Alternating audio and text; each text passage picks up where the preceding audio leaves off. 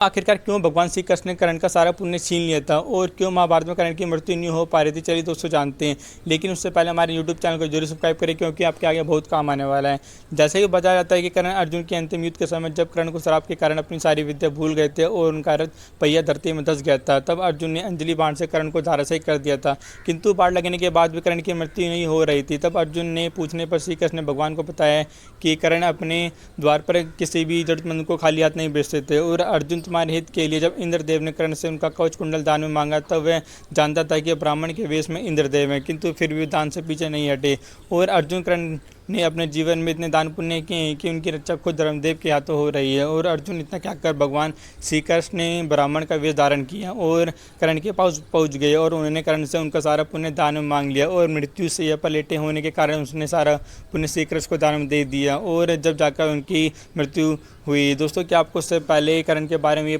पुण्य पता तो कम से कम जरूर बताएं, कितने बड़े महावीर दानवीर कर्ण थे जिनके आज मृत्यु के कारण अर्जुन बने।